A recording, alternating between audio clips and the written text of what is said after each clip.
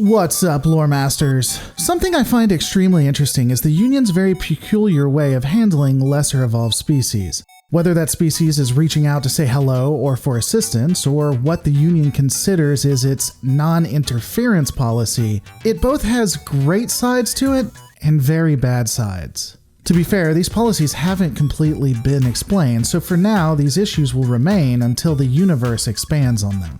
The first law, or policy, is Union ships may not have direct impact on a society in an attempt to ensure there are no adverse consequences. This is similar to both the way TOS and TNG interpret the Prime Directive. Basically what occurs is if someone is hurt to the extent that they'll die without help, the Union will allow them to perish to preserve the society. However, while this rule exists on paper, it seems there is more leniency at the officer level if it occurs. And even Central Command, while disapproving, is not as punitive as the rules seem to indicate. It's one of those, we're going to do it to scare the hell out of you, but if you actually do it, it's not going to be as bad as it seems, at least the first time. Fixing a contamination once it happens also seems to be extremely pragmatic. As an example, if a civilization is moving at an extraordinary speed from the outside galaxy, then ships are ordered to sit back and wait until the contaminated civilization reaches out to them or builds a ship in order to discuss what has occurred. If this doesn't happen, then Union vessels are dispatched to help with attempts at decontamination the best they can without getting caught. But, of course, nothing can make total sense when it comes to science fiction. If an officer falls afoul of society, even if the laws are ludicrous within the society itself, the orders are to allow whatever the planet's laws are to befall the fate of the crew. This is, in my mind, absolutely idiotic. Officers sign up to defend their own worlds, to explore, and to do science. And if they are captured, even if it is due to being their own fault, the Union has a duty to get them back, and to charge them under Union law. While I agree saving them could cause contamination issues, depending on how they do it, it could be limited. The advanced technologies of the Union mean that most attempts to save or retrieve their crewmates would be relatively easy as well as precise and undercover. It's unlikely, given how most populations deal with conspiracy theories even today in the real world, that people would believe what happened if the crew or the Union were ever discovered. Hell, even if they're caught on tape. How many conspiracy theories exist in the real world today and who believes them? There's video evidence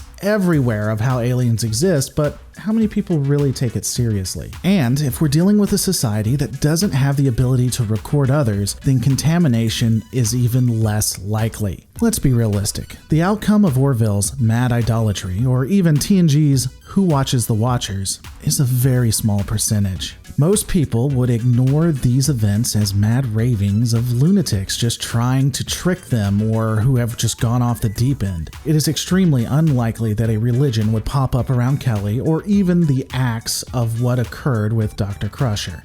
Even more idiotic is the first contact policy for the Planetary Union. This makes TNG's interpretation of the Prime Directive look sane. Apparently, if someone reaches out and says, "Is anyone out there?" Union policy is to respond. Now, they do explain that the response is because of all the other bad actors in the universe, which makes a form of sense, but they do absolutely no research and just show up on the doorstep saying, "Hey guys, yeah, we're real, we're out here. Welcome to the galaxy." I mean, are you kidding me? No research, no in-depth knowledge of the society you are going to meet. You just walk in like you own the place. Hell, if this is the way things operate, then the civilization that we see in majority rule that has networked computers should at some minimum have a satellite system, and someone has had to reach out and say, "Hey, is anyone out there? Has anyone existed?" Because if they had, then the problems of that episode are solved. You bring the Orville into the atmosphere of that planet, say that Lamar is a member of the Orville, and they can either see what futuristic weapon systems look like, or they can return the officer and everyone gets cake. Personally, I'd choose the cake. It's not a lie. Orville does have cake on it. That's fact. That's the real deal. There are an insane amount of reasons why you would want to do research first and why you should take decades before reaching out to a planet. If you're worried that other bad actors are going to get there while you're doing it, station ships around the planet. But I guess that's not how it works in Orville. You just say hello and don't worry about the outcomes. I mean, it'd be just silly to handle it in a more pragmatic way.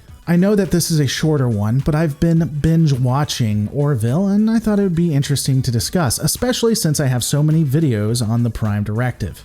What are your guys' thoughts on the union's non-interference policy? Let me know in the comments below. Don't forget to rate, comment, and subscribe, and I'll see you on the next Lore Reloaded.